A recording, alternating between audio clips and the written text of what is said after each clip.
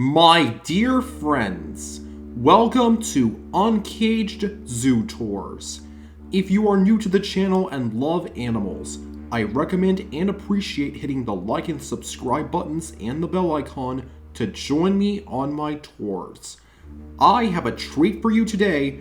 We're heading back to the Sandiegozoosafaripark. Last time, we took a quick look at the lion camp, and now we're heading to one of the park's most unique exhibits, the award-winning Walkabout Australia, which opened in 2018. This exhibit is the park's only section dedicated to Australia, and it won the Top Honors Award from the Association of Zoos and Aquariums in 2020. It's a very unique exhibit, which showcases the grasslands, wetlands, and rainforests of Australia. We'll even go behind the scenes and meet a mammal that I may never showcase again. Let's hop to it! Walkabout Australia is located to the left of Tiger Trail, and our first animal from the land down under is a mob of western grey kangaroos. Like other kangaroos, western grey kangaroos belong to a group of mammals called macropods, which consists of wallabies, tree kangaroos, and patamelons. Plus, there are over 50 different macropods, and the 6 larger species are referred to as kangaroos. A kangaroo's tail provides balance, and without it, they would fall flat on their faces.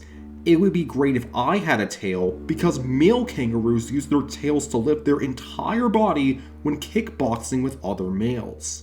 Because of their big feet and long tails, kangaroos can't walk backward. According to legend, Lieutenant James Cook and Joseph Banks were visiting Australia in 1770. They saw a kangaroo and asked a local what the animal was called. The person replied, "Kangaroo," which was supposed to translate to, "I don't understand your question." The word kangaroo in the native language was Mina, but people have been saying that legend for so long that the name stuck.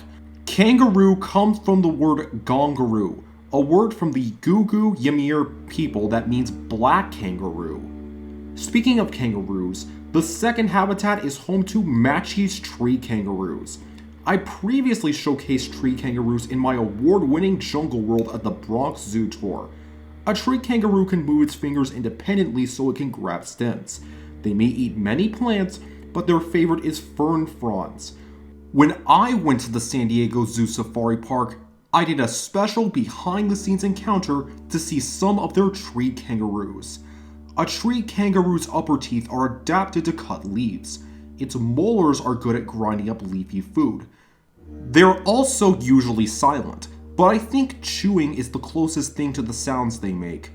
There are also 12 different species of tree kangaroos, and the Matchie's tree kangaroo lives only on the Huon Peninsula of Papua New Guinea. Their cousin, the Goodfellows tree kangaroo, lives in the mid-montane areas of the Central Cordelia region on Papua New Guinea. Our next animals are one of the reasons why you should subscribe. The platypuses? Beerung and Eve the platypuses? Sorry, I'm just super excited to talk about them. For starters, platypuses are monotremes, a group of mammals that lays eggs. They have a bill and webbed feet like a duck and a tail like a beaver. What's even cooler is that when I went behind the scenes, I learned that Dan Povenmire, one of the creators of Phineas and Ferb, drew this picture of Perry the platypus when he went to the safari park. If only Perry could use electroreception. On a platypus's bill, there are tiny receptors called electroreceptors that sense electric fields from their prey like crayfish. Platypuses swim with their eyes, nose, and ears shut, so they can rely on electroreception to hunt their food. Male platypuses like Beerung have a venom gland on their back legs that they use as a weapon when fighting, but it isn't strong enough to kill humans. For the whole day, the platypus exhibit is so dark because platypuses are nocturnal, and they mainly hide in their burrows during the day. A mother platypus lays 1 or 2 eggs and keeps them inside her burrow. After 10 days, a baby platypus, or puggle, hatches and is the size of a gummy bear. Like other mammals, baby platypuses will drink their mother's milk, and they will stay in their burrow for the first 3 to 4 months of their life. Platypuses are threatened by dams, droughts, fires, and climate change, but are considered by the IUCN to be near threatened. When it was first discovered by Europeans in 1798, they thought the platypus had stitches in its fur.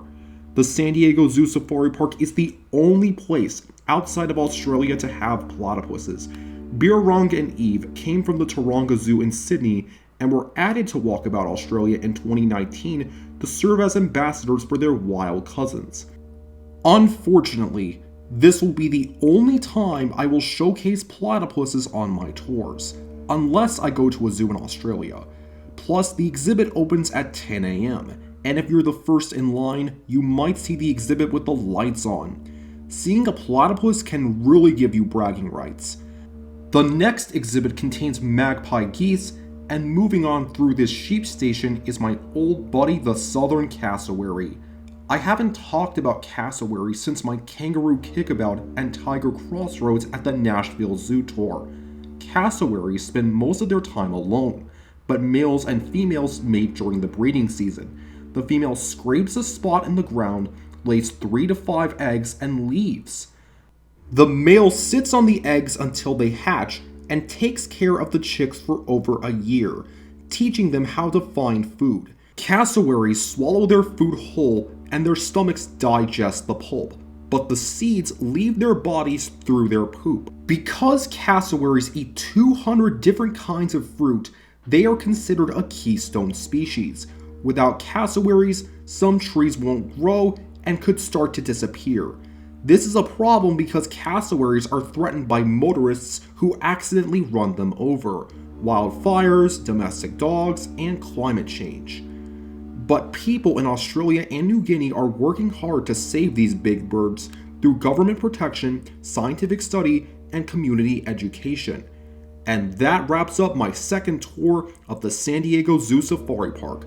I would highly recommend visiting this area for yourself because you may never see a platypus in person again.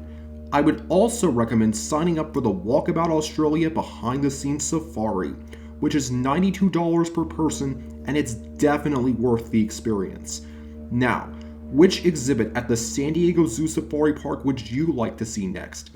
If we visit the Condor Ridge, we'll see desert bighorn sheep, witness the return of the California condor, and see some really silly toucans. If we go behind the scenes to the Saving Giants tour, we'll see African elephants, playful white rhinos, and an Indian rhino named El Capone. Our final option is a quick look at the Tiger Trail, where we'll see 2 very cute tiger cubs. Today's question is, if you were to go to Australia, what animals would you be most excited to see and why? Thank you for watching my videos, and I'll see you next time. You're smart, creative, and kind.